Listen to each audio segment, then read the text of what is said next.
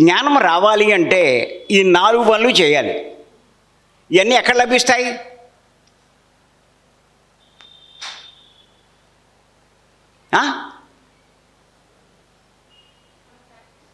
ఏదమ్మా,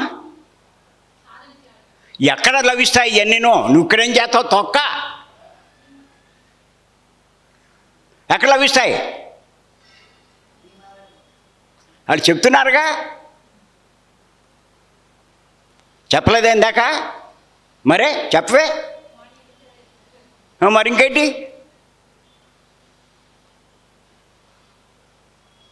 మరి నిజంగా ఆత్మ మీద ఆసక్తి ఉంటే, ప్రాపంచిక విషయాల మీద నీకు విరక్తి కలిగితే రావా? నాకు అనవసరం. వస్తావా రావా? రాలేదు అంటే ప్రాపంచిక విషయాల పట్ల ఆసక్తి ఉన్నట్టేగా. ఇప్పుడు ఈవిడ ఉన్నారు, విజయలక్ష్మేనా? ఈవిడ పోలీ నీకంటే పిల్లలు తొక్కో తోటకూరో ఉన్నారు, అంతేనా? నువ్వు అనేది అదిగా. ఈవిడికి ఎవరున్నారు? దేహం మీద వంకలాడుతుంది. నాకు ఆ నొప్పి వస్తుంది, ఈ నొప్పి వస్తుంది అని ఎగ్గొడుతుంది. అక్కడ ఎంత చెప్పినా ఈ ప్రాపంచిక విషయాల మీద ఆసక్తే ఉంది, కానీ ఎక్కడుంది విరక్తి? ఈయన అంతే, ఆవిడ మీద వంకడతాడు ఈయన.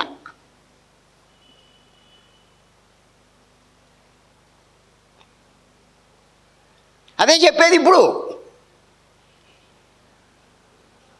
ప్రాపంచిక విషయాల మీద విరక్తి అంటే మా మేడం మాకు గురించి కూడా చెప్పాను కదా. మరి ఇంకేంటి? మళ్ళీ ఏమడుగుతున్నావు? నాకు అర్థం కావట్లేదు. జ్ఞానం పొందిన వారి ప్రవర్తన ఎలా ఉంటుంది? అదే కదా ఇప్పుడు మొదలెట్టాం. ఫస్ట్ పాయింటే ఇప్పుడు చెప్పుకుంటున్నాం. 50 పాయింట్లు ఉన్నాయి.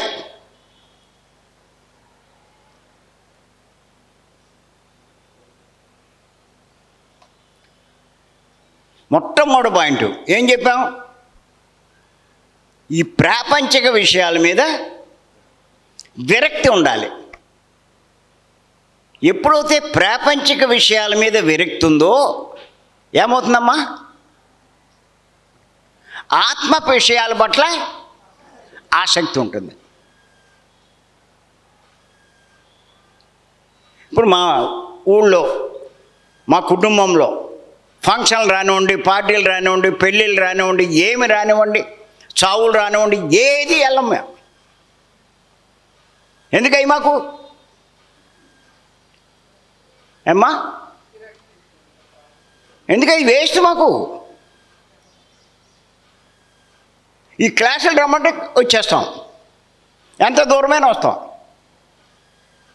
నెలలో మేము 20-25 రోజులు తిరుగుతుంటే ఈయన ఒక 3 రోజులు రాలేడంట. ఏమనాలి? ఈయన జ్ఞానం వచ్చిందా రాలేదా? చెప్పండి. అంతే. మరి నాకు జ్ఞానం ఉందంటారా? ఏమ్మా, ఏటమ్మా? మరి అందుకే ఇంత రేకుల షెడ్లో పెట్టిన కూర్చుని ఆ వేడి బరేత్తు క్లాసులు చెప్తున్నాను మాట్లాడకుండా. నువ్వేనే ఇలా ఇసురుకుంటున్నావు పుస్తకం పెట్టి. ఆ కాలు కోసం మరి నా కాలట్లా.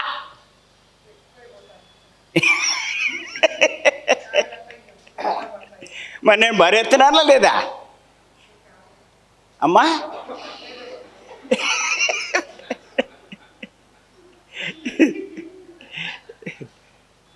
శరీరం నీకు ఒకటే, నాకు ఒకటే. నువ్వు చెప్పిన లెక్క ప్రకారం అయితే ఆ నిప్పులు తెప్పిద్దాం. నువ్వు ఏలెట్టు, నేను ఏలెడతాను.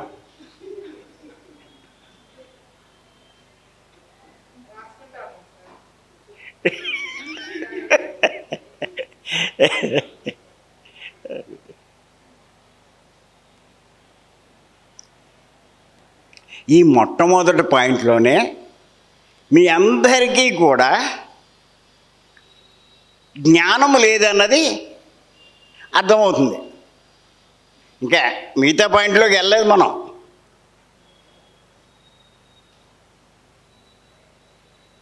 ఎందుకు జ్ఞానం?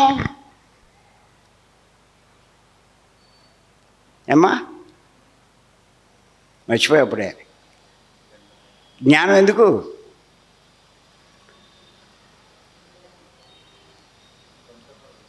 కర్మలు దగ్ధం చేసుకోవడానికి. ఎందుకు దగ్ధం చేసుకోవాలి? జన్మ లేకుండా. అది దానికోసమే ఈ తిప్పలన్నీ. లేదు జన్మున్నా పర్వాలేదులేండి అనుకుంటే అసలు ఇక్కడ రావడమే నువ్వు అనవసరం, ఇంచక్క ఎంజాయ్ చేయి ఇంట్లో కూర్చుని. ఎప్పుడు అనిపిస్తే అప్పుడు వద్దు కానీ, అప్పుడు ఈయన ఉంటే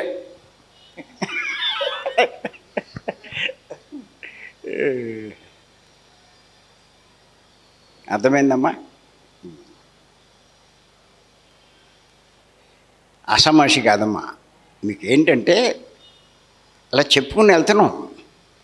మీకు చెప్పేదాని మీద అవగాహన కనుక ఉంటే బాగా అర్థమవుతుంది.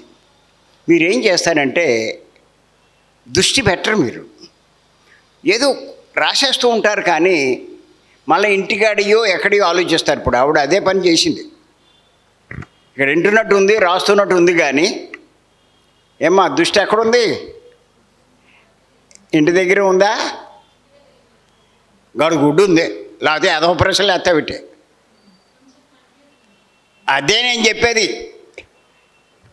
నీకు ఒక్క క్షణం మైండ్ డైవర్ట్ అవుతే కన్ఫ్యూజన్ అవుతారు. అది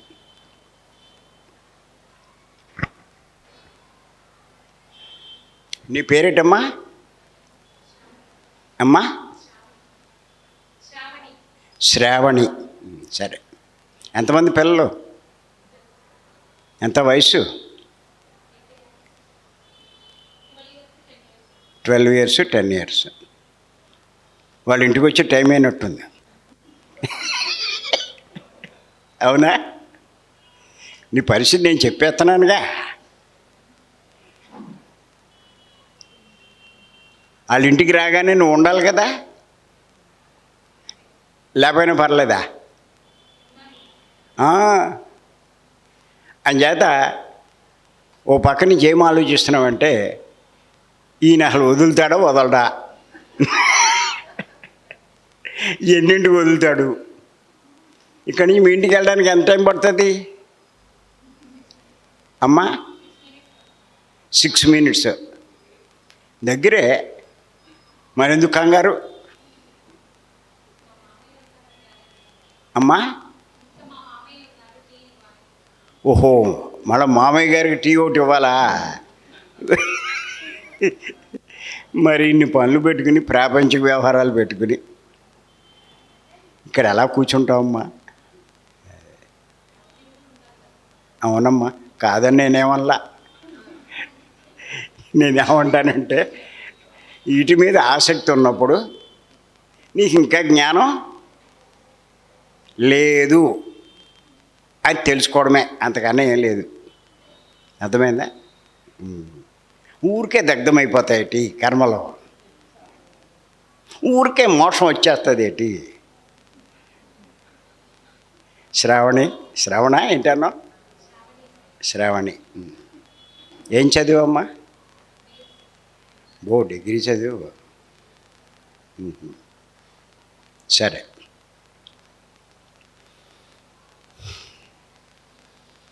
తర్వాత నెక్స్ట్ పాయింట్ రాయండి.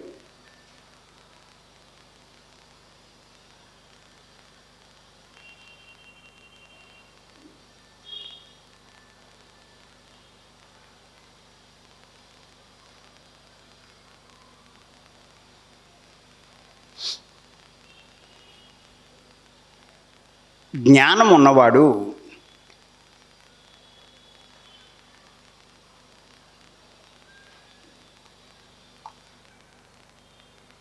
ఎక్కువ ఆధ్యాత్మికంలోనే జీవిస్తాడు.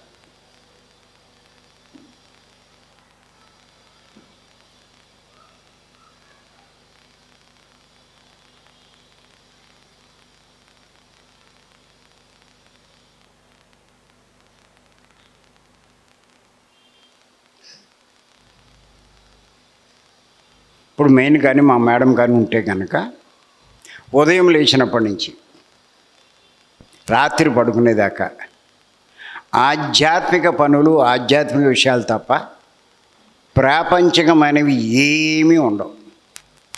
ఉదయం లేచినప్పటి నుంచి 4ంటికి ధ్యానంలో కూర్చుంటాం, జూమ్ 6:30కి ఓకే చెప్తాం. 6:30కి ఆ జూమ్లో కొంతమంది చేత మాట్లాడిస్తాం. 7 గంటలకి ఆవిడ కానీ నేను కానీ క్లాస్ చెప్తాం. ఒక అరగంట కానీ 30 గంట కానీ. ఇవాళ కూడా చెప్పాం క్లాసు. నేను చెప్పాను, మల్లికార్జున్ ఇవాళ క్లాస్ ఏంటి, దేని మీద?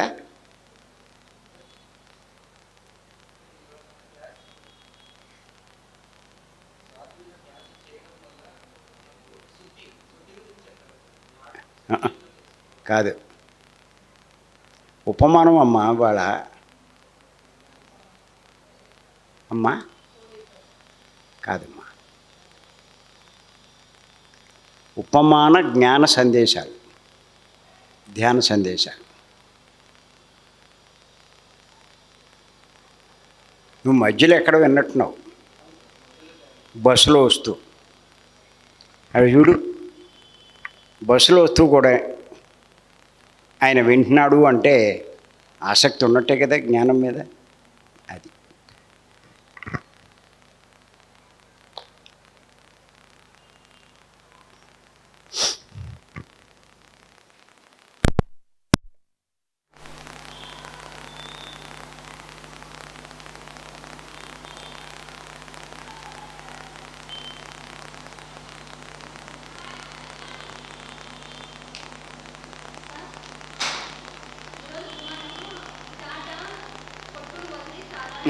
కరెక్ట్. ఈరోజు ఉపమానం ఏంటంటే చాట పొట్టును వదిలేసి సారాన్ని గ్రహిస్తుంది. అలాగే ధ్యానం చేసేవాడు చెడును వదిలేసి మంచినే గ్రహిస్తాడు. అదమ్మా, దాని మీద ఇంచుమించు 1 గంట చెప్పామమ్మా. మేడం ఇంట్లోంచి చెప్పాను నేను. ఆవిడ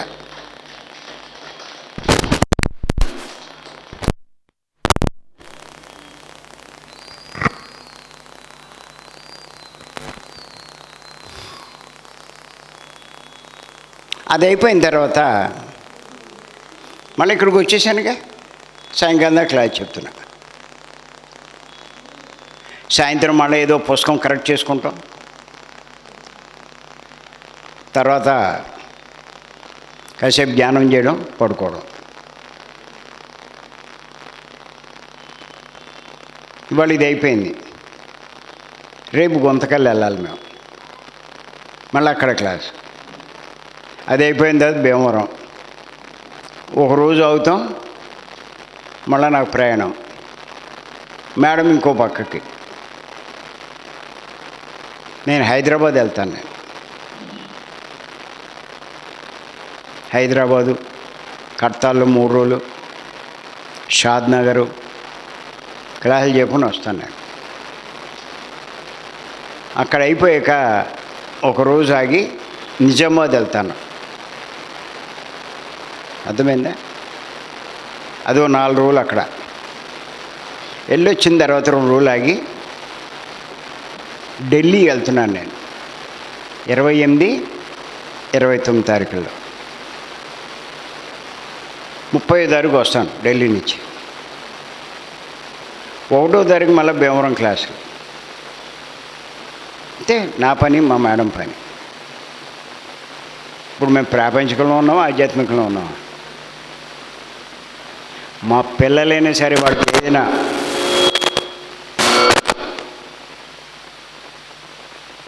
ప్రోగ్రామ్స్ ఉంటే మాకు 2 నెలల ముందు చెప్పాలి. నాకు సడన్గా వచ్చింది ఫంక్షను, పెద్ద మనిషి అయింది, లేకపోతే ఇదయింది అదైందంటే వాళ్ళు చేసుకోవడమే, మేము ఉండేది లేదు. ఇప్పుడు మాకు ప్రాపంచిక మీద ఆసక్తి ఉందా, ఆధ్యాత్మిక మీద ఆసక్తి ఉందా? అది జ్ఞానం ఉన్నవాడి పరిస్థితి అదమ్మా. అది నేను పత్రిక దగ్గర చూశానమ్మా. ఆయన ఏం చేసినా ఆత్మ గురించి, ఆత్మజ్ఞానం గురించే చేస్తాడమ్మా. అది ఆయనే మాకు ఆదర్శం.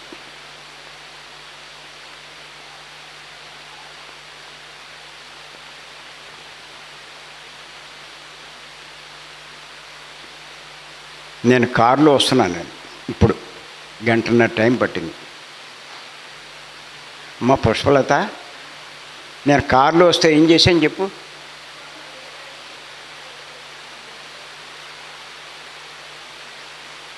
మేడం ఓ పుస్తకం రాసింది,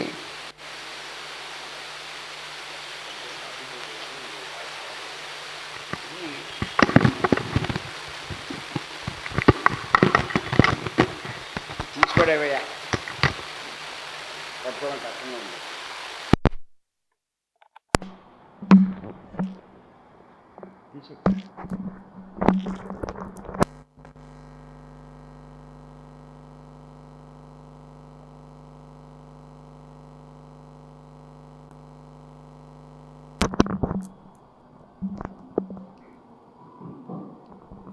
మేడం రాసిన పుస్తకంలో ఒక టాపిక్ కరెక్ట్ చేశాను.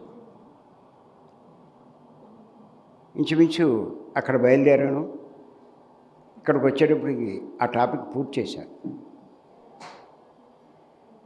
రాగానే క్లాసు జనాన్ని రెడీ చేసాడు ఈయన.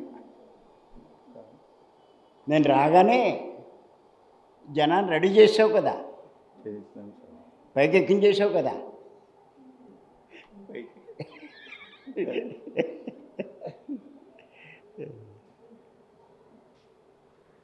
ఇలా ఉంటుందమ్మా.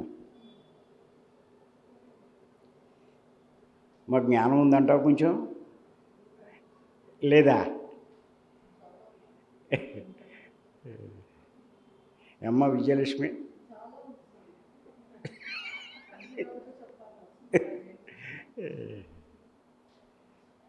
అమ్మ పత్రి గారి నుంచి నేర్చుకున్నామమ్మా. ఆయన ఏ పని చేసినా ఆత్మ గురించే చేస్తాడు, ఆత్మ లాభానికి సంబంధించిన పనులే చేస్తాడు, అవే చెప్తాడమ్మా. అది పత్రి గారు.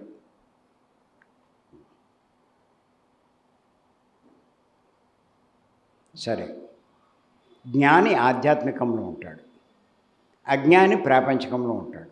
అర్థమైంది కదా ఇప్పుడు చెప్పుకున్న దాన్ని బట్టి.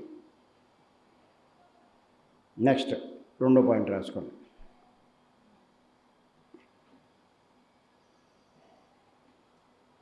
జ్ఞాని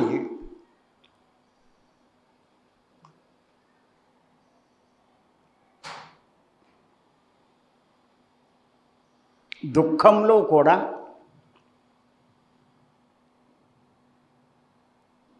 ఆనందంగా ఉంటాడు.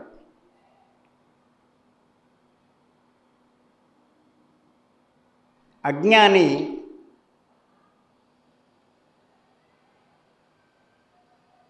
ఆనందంగా ఉండవలసిన సమయంలో కూడా దుఃఖంలో ఉంటాడు. ఈ లాభాలన్నీ కోల్పోతున్నారు మీరు.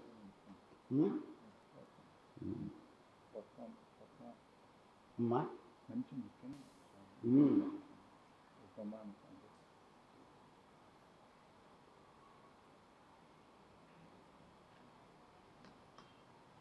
అర్థమైందమ్మా ఏం చెప్పాను?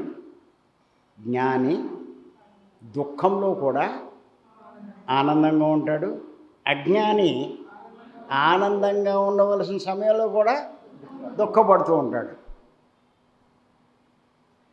ఇప్పుడు దీన్ని బట్టి జ్ఞానం సంపాదించుకోవాలక్కర్లేదా? ఒక ఉదాహరణ చెప్పు పొల్లి, నీకు అర్థం అవడానికి ఒక ఉదాహరణ. అమ్మా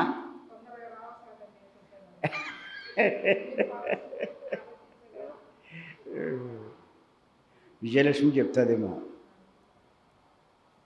జ్ఞాని ఏదమ్మా?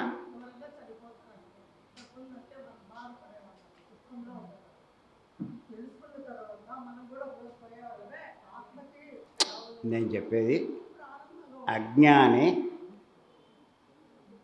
ఆనందంగా ఉండవలసిన సమయంలో కూడా దుఃఖపడుతూ ఉంటాడు. ముందు దానికి చెప్పు.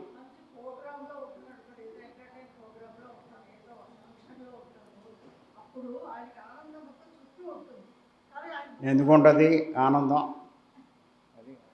ప్రోగ్రాం జరిగితే ఆనందంలో ఉండాలి ముందేటి. ప్రోగ్రాంలో ఉంటే ఆనందం ఉండాలా అసలు? అది ఎగ్జాంపుల్ కాదు. సరే చెప్పనా? ఒక ఆవిడ ఉంది,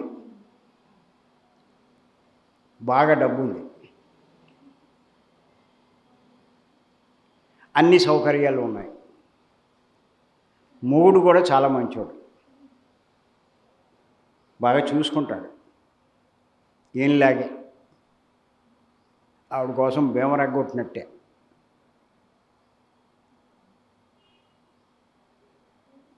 అలాగే పిల్లలు కూడా ప్రయోజకులు, చెప్పిన మాట వింటారు, వాళ్ళు చదువులు వాళ్ళు బాగా చదువుకుంటూ ఉంటారు.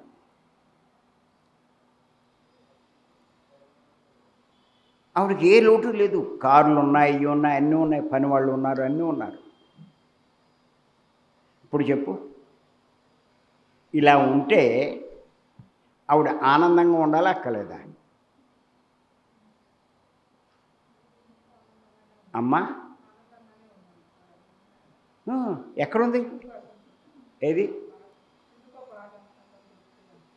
నీకు అర్థం కావట్లేదు ఎందుకు బాధ? ఆనందంగానే ఉండాలి, కానీ ఆవిడ ఎప్పుడూ బాధపడుతూ ఉంటుంది.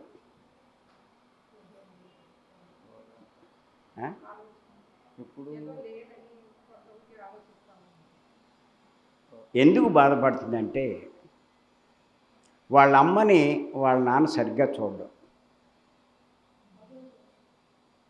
రోజు తిడుతూ ఉంటాడు.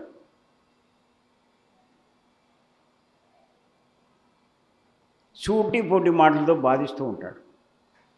ఈవిడ తట్టుకోలేక కూతురి ఫోన్ చేసి,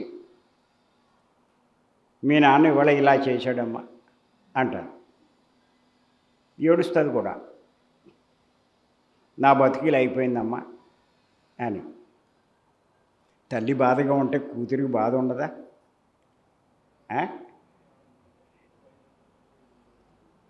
ఆవిడ బాధలన్నీ విన్నాక ఈవిడికి ఎప్పుడు బాధే. ఎవడ కనిపించినా సరే ఏమంటుందంటే, నా వరకు ఏ ఇబ్బంది లేదు, మా అమ్మ గురించే నాకు బాధ అంటుంది. ఎవడొచ్చినా సరే, ఎవడు కనిపించినా సరే వాళ్ళమ్మ కష్టాలు చెప్పుకుంటూ ఈవిడ బాధపడతారు. ఈవిడ వరకు చూసుకుంటే ఎంతో ఆనందంగా ఉండొచ్చు. ఎందుకు అలా బాధపడుతుంది? అజ్ఞానమే దానికి కారణం. అర్థమైందా? అలాగే కొంతమంది వాళ్ళకేం పర్వాలే, కూతురు గురించి బాధ. ఇవో మన విజయలక్ష్మి ఉంది, ఏ లోటు లేదు, కానీ మొన్నటి దాకా ఒక బాధ ఉండేది ఆవిడకి. పైకి చెప్పదు కానీ ఓ బాధ ఉండేది. ఏమిటి బాధ అంటే, వాళ్ళ అబ్బాయికి ఉద్యోగం రాలా. ఏమ్మా,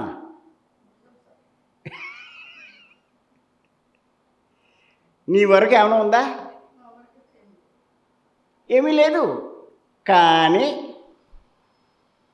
అబ్బాయికి ఉద్యోగం రాలేదని మొన్నసారి వచ్చినప్పుడు దొబ్బులెట్టాడు. ఎందుకు కంగారు పడతారు, టైం వస్తే అదే వస్తుందన్న. ఈసారి వచ్చేటప్పటికి సంతోషంగా చెప్తున్నాడు నాకు ఉద్యోగం వచ్చిందని. ఏం మల్లికార్జున్, అది చూసావా? అజ్ఞానికి జ్ఞానికి తేడా. అలాగే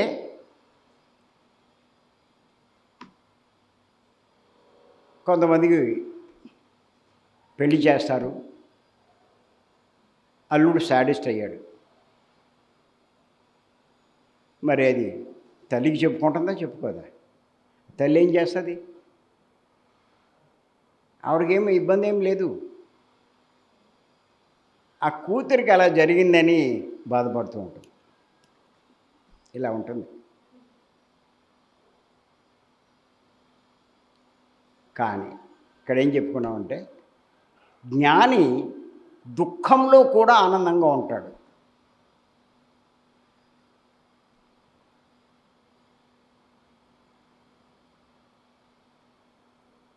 దానికి ఏమైనా చెప్పగలవా?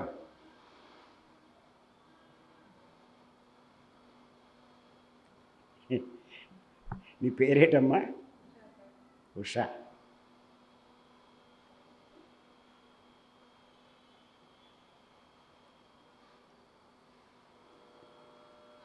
మీకు అక్కడ తడుతుంది కానీ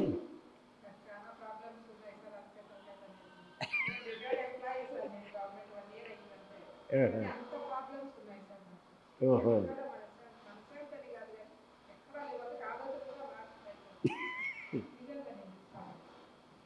నువ్వు భీమవరం రమ్మా. భీమవరం ఇగో అక్కడ సుభాష్ని ఆవిడ ప్రతి నెల వస్తుంది భీమవరం. ఆవిడ నెంబర్ తీసుకోమ్మా, ఫోన్ నెంబర్. నీ టికెట్లతో పాటు ఆవిడది కూడా బుక్ చేసి తీసుకురా. ఆవిడ ఎన్ని సంవత్సరాల నుంచి వస్తున్నావు? 2 సంవత్సరాల నుంచి ప్రతీ నెల వస్తుంది ఆవిడ. దాన్ని బట్టి అర్థం చేసుకో ఎంత ఆనందంగా ఉన్నారు వాళ్ళంతా. జ్ఞానం పొందుతున్నారు. వాళ్ళకి దుఃఖం ఉన్నట్టు ఉండదు. నీకు ఒక ఎగ్జాంపుల్ చెప్తాను. రమణ మహర్షి గారు ఉన్నారు కదా, రమణ మహర్షి గారు, ఆయన క్యాన్సర్ పుండేసింది. తెలుసు కదా మీకు? తెలీదా? రమణ మహర్షికి క్యాన్సర్, చేతి మీద క్యాన్సర్ పుండు. నీ వెనకాల ఆవిడ ఉంది, ఆవిడ అడుగు, ముసలో ఉంది. నీ పేరేటమ్మా? అమ్మా మీనాక్షి. మర్చిపోయాను, నువ్వు భీమవరం రావడం మానేశావు.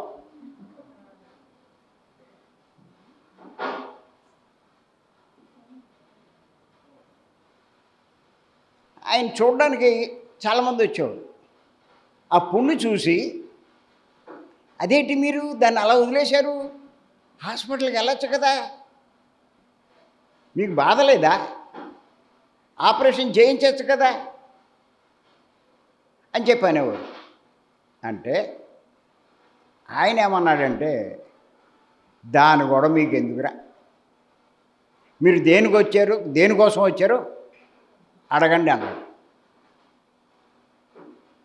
మామూలుగానే ప్రవర్తించేవాడు, అసలు అది ఉన్నట్టుగానే ఆయన ఉండేవాడు కాదు. అదే మనకు కుడిపేస్తే తట్టుకోలేము, చిన్న దెబ్బ తగిలినా తట్టుకోలేము. మరి ఆయన లెక్క చేయలే. ఎందుకు లెక్క చేయలేదు అంటే జ్ఞాని ఆయన. ఒకటే మాట్లాడినాడు, ఆ దేహం ఏదో చేసుకుంది, అది అనుభవిస్తుంది, నీకెందుకురా దాన్ని గొడవ అన్నాడు. దేహం చేసుకుందంట, దేహం ఆయనది కానట్టుగానే చెప్తున్నాడు ఆయన. సరే, నా విషయంలో చెప్తాను. ఈ మధ్య జరిగిన సంఘటన. ఇంతకుముందు చాలా జరిగినాయి, ధ్యానంలోకి వచ్చిన తర్వాతే జరిగినాయి.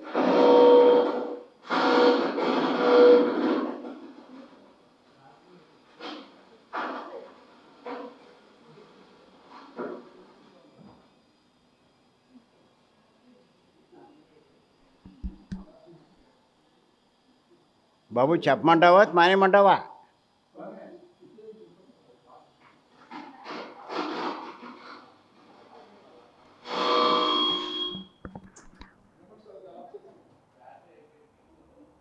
అవును, ఛార్జర్ ఉంటుంది కదయ్యా, ఛార్జరు.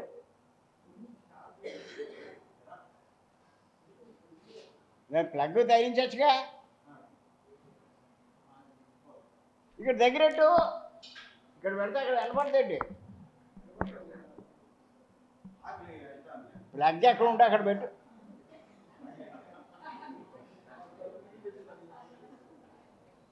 ఈ 25 మందికి కనపడదేంటి?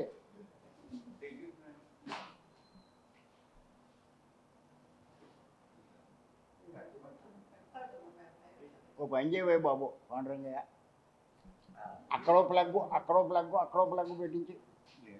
ఇవి స్పీకర్లు పెట్టిస్తాను, స్పీకర్లు అది పెట్టించినా సరిపోద్ది. ప్లగ్లు పెడితే ఆ ప్లగ్లు కట్టి పెడతాడు ఆయన. అదొక టాబ్లెట్ పెట్టిస్తాను ప్లగ్లు. ఆ లైన్, ఈ లైన్ ఒకటి ఎగ్గిచ్చింది, ఆ లైన్ ఎగ్గి.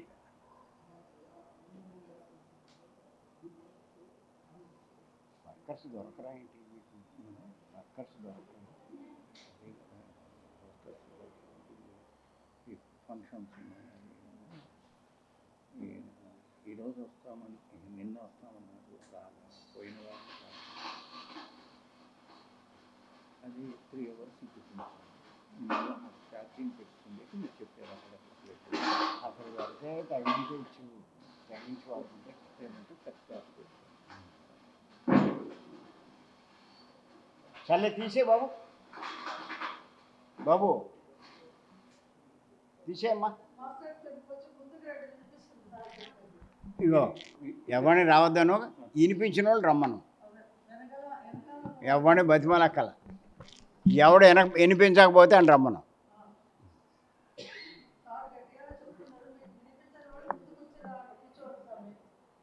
సరే, ఇగో ఈ మాట సరిపోద్ది కదా ఇందులో. నీకు పర్వాలా, మాకే. సరే, 2 సంవత్సరాల క్రితం జరిగిన సంఘటన అమ్మా. ఏమైందంటే, నేను మంచినీళ్ళు అనుకుని బాత్రూంలో ఉన్న యాసిడ్ నోట్లో పోసుకున్నా. అక్కడ ఆ గదిలో ఈ పని మనిషి ఏం చేసిందంటే, ఆ యాసిడ్ బాటిల్స్ గదిలో పెట్టింది. ఎవడైనా బాత్రూంలో పెడతారు, అది గదిలో పెట్టింది. అవి నేనేమనుకున్నానంటే ఫుల్ బాటిల్ అనుకున్నా. అదేమో కలర్ లేదు, యాసిడ్కి ప్యూర్ వైట్లో ఉంది. నీళ్ళు అనుకుని నోట్లో వేసా. ఏమవుతుంది చెప్పు? నేల మీద వేస్తే నేలే తినేస్తుందే, నోట్లో వేస్తే ఏమైంది? నోరు కాలిపోవడం. అక్కడికి బాత్రూమ్కి వెళ్ళి నోట్లో నీళ్ళు వేసుకున్నా. లోపల ఈ అన్ననాళం మొత్తం పుండడిపోయింది. వెంటనే లోకల్ హాస్పిటల్లో జాయిన్ చేశారు భీమవరంలో. పిల్లలు ఏమో ఆలోచించారంటే, ఇక్కడ లాభం లేదు ఇది అని హైదరాబాదు ఏఐజీకి తీసుకెళ్ళారు. అక్కడ 15 రోజులు, దరిదాపు 20 రోజులు ఉంచారు. వాళ్ళు ఇది పూడిపోయింది, నీళ్ళు కూడా గుట్టకు కూడా వెళ్ళిపోతున్నాం. ఈ సెలైన్ ఎక్కించేవారు. ఇది ఎంతకాలం కుదురుతుందని చెప్పి వాళ్ళు ఏం చేశారంటే, ఇక్కడ ఆపరేషన్ చేసి ఓ పైప్ వేశారు. ఆ పైపు ద్వారా లిక్విడ్స్ పోసేవారు. అది అలా చేసి ఏమన్నారంటే, ఇది తగ్గాలి అంటే 3-4 మాసాలు పడుతుంది అని చెప్పారు. మరి ఈ ఆపరేషన్ చేసేటప్పుడు మొదటి రోజు ఇవన్నీ కూడా ఇంటెన్సివ్ కేర్ అంటారు కదా ఇన్సెంటివ్ కేరు ఇంటెన్సివ్ కేరు దాంట్లో 2-3 రోజులు ఉంచారు. అక్కడ చుట్టూ అలాంటి కేసులు ఉంటాయి. అవి తట్టుకోలేక బాధ, వాళ్ళు చేసే ఆపరేషన్లు వాళ్ళు చేసేవి అందులో ఉండేవన్నీ కూడా గోలెట్టేసేవారు. అమ్మోయ్ బాబు అంటాడు. నేనేం మాట్లాడేవాడిని కాదు. బాధ లేదా అంటే ఎందుకు ఉండదు? వాళ్ళు ఇంజక్షన్లు పొడిచేవారు, ఆపరేషన్లు చేశారు. నేనేం మాట్లాడేవాడిని కాదు.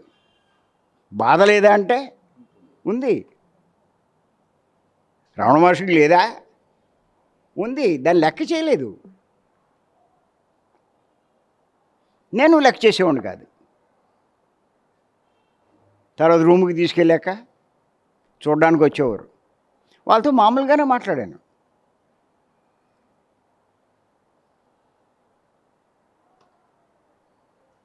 అది అయిపోయిన తర్వాత 15 రోజులు అయిపోయిన తర్వాత వాళ్ళు డిశ్చార్జ్ చేసి ఏవో మెడిసిన్స్ అయ్యే ఇచ్చారు. 4 నాళ్ళు పోయిన తర్వాత ఒకసారి మళ్ళీ చెక్ చేయించుకోమన్నారు. వాళ్ళు ఏమన్నారంటే ఇది తగ్గడానికి 3 నెలలు 4 నెలలు పడుతుంది అన్నారు. సరే ఏం చేస్తాం, భీమవరం వచ్చేసాను. ఇక్కడ ఈ పైపు అన్నీ ఉన్నాయి. ఉండగానే భీమవరంలో క్లాస్ చెప్పాను నేను, 3 రోజుల క్లాస్.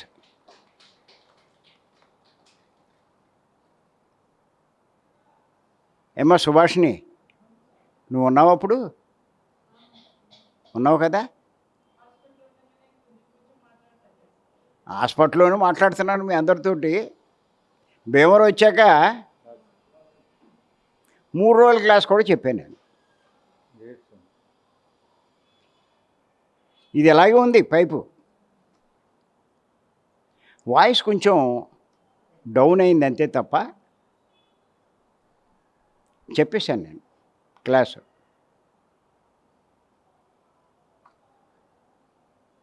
ఒకటి 2-3 క్లాసులు చెప్పాను. 5వ తారీఖు ఇది పోసుకున్నాను. నెక్స్ట్ 1-2-3 తారీఖు క్లాస్ చెప్పాను. అది ఈ 18, 20వ తారీఖు మళ్ళీ డిశ్చార్జ్ చేశారు. భీమవరం వచ్చాను నేను.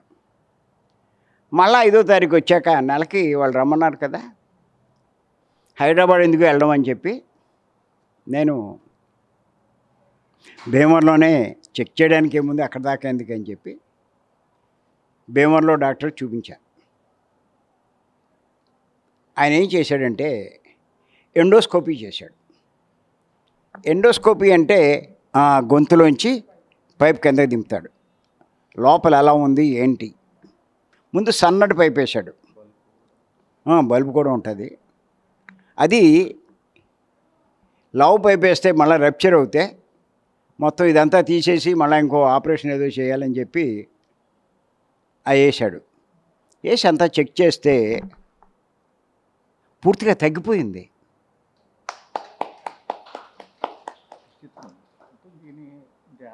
అప్పుడు లవ్ పైప్ వేశాడు. వేసి ఒక 5 నిమిషాలు పూర్తిగా చెక్ చేశాడు. చేసి ఏమన్నాడంటే మీకు పూర్తిగా తగ్గిపోయింది, ఇడ్లీ తినేయండి అన్నాడు. నేను ఇంకా గుటకో వేయట్లా, లిక్విడ్ కూడా లేదు, అంతా పైపే, మెడిసిన్స్ అన్నీ ఇందులోంచే. ఆయన ఇడ్లీ తినేయమంటున్నాడు. నాకు ఆశ్చర్యం వేసింది. పిల్లలు ఆశ్చర్యపోయారు, ఆ డాక్టర్లు ఆశ్చర్యపోయారు. 3 నెలల్లో తగ్గుతుంది అన్నది నెలలో తగ్గిపోయిందమ్మా. ఆశ్చర్యం వేసింది. వెళ్ళేటప్పుడు ఆయన ఏమన్నాడంటే మీరు శుభ్రంగా అన్నీ తినేయండి అన్నాడు.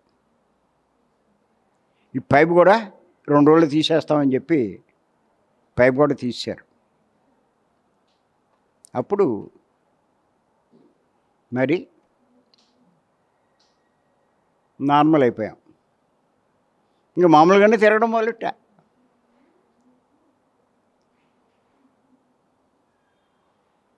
ఎక్కడ ఏ పరిస్థితిలో ఏడవలేదు నేను.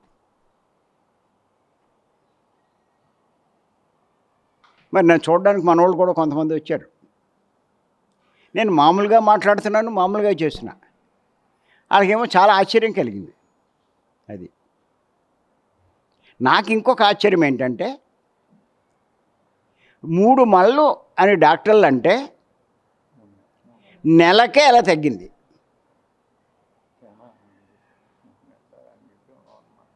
అప్పుడు బాగా ఆలోచించా, ఏంటి ఇక్కడ ఉన్న రహస్యం. ఆలోచిస్తే నాకు అర్థమైంది. ఎవరికైనా సరే దెబ్బ తగిలినా, జ్వరం వచ్చినా, లేకపోతే ఏదైనా జరిగినా మీరు చూడండి, డాక్టర్ దగ్గరికి వెళ్ళకపోయినా 4 రోజులు రెస్ట్ తీసుకుంటే దాని అంతటా అదే తగ్గిపోద్ది. అవునా? ఇప్పుడు కుక్కలు కానీ ఏమైనా దెబ్బ తగిలితే ఏం చేస్తాయి? వెళ్ళిపోయి ఏ మూల పడుకుంటాయి. డాక్టర్ దగ్గరికి వెళ్తాయి ఇటు దుబ్బుదామని. కుక్కలో మళ్ళీ తగ్గిపోయాక బయటకు వచ్చేస్తాయి. అంటే అర్థం ఏంటి? ప్రతి ఒక్కరి శరీరంలో న్యాచురల్గా హీల్ చేసే కెపాసిటీ ఉంది. అది సృష్టికర్త చేసిన ఏర్పాటు.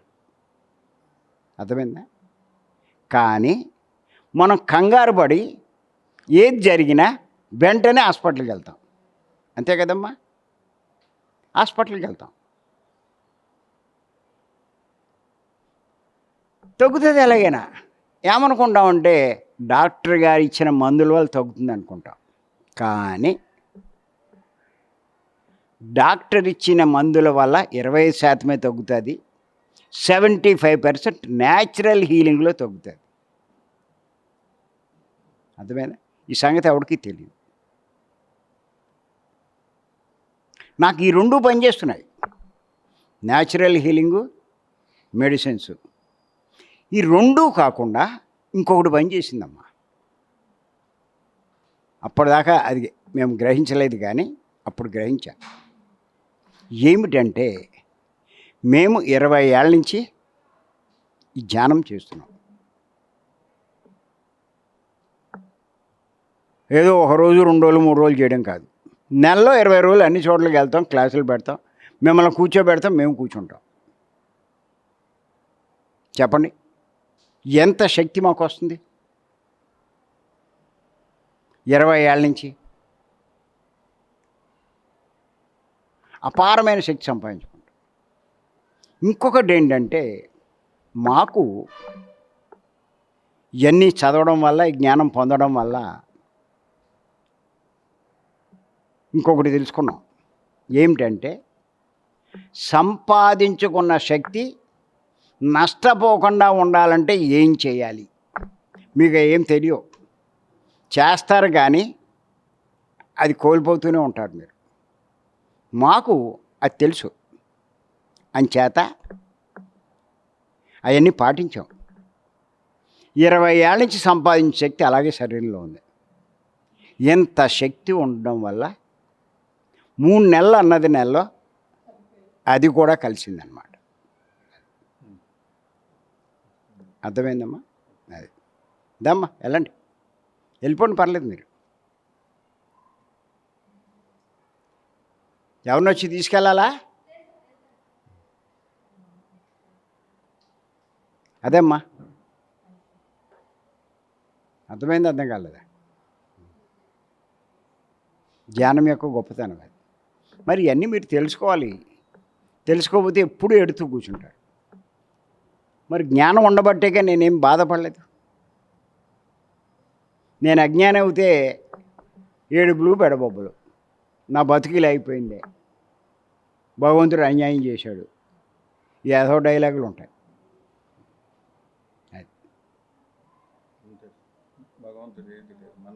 మరి జ్ఞానం సంపాదించుకోమంటే ఆవిడ ఒక చూపు పెడతావు, నాకేం అర్థం కాదు.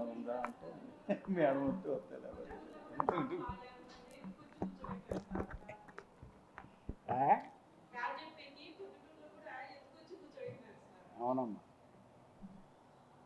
ఒకసారి పొద్దుటూరు వెళ్తున్నా, విజయవాడలో ట్రైన్ మారవలసి వచ్చింది. మారుతుంటే ఆ కంగారులో ఓ మీదకి రావాల్సిన ట్రైన్ ఇంకో ప్లాట్ఫామ్ ఉంది. Okay sir. ఈ కంగారులో లగేజ్ పెట్టుకుంటే కింద అడ్డాను, కాలు మడతయిటి ఫ్రాక్చర్ అయింది. అప్పుడు ఫ్రాక్చర్ అయిపోయి వెనక్కెళ్ళా, మన పొద్దుటూరు వెళ్ళిపోయాను. అట్లే అలా కుంటుకుంటూ వాళ్ళ దగ్గరికి వెళ్తే వాళ్ళు అప్పుడు హాస్పిటల్కి తీసుకెళ్తే ఇంకా కింద నేల మీద కాలు మోపకూడదు అని చెప్పి కట్టి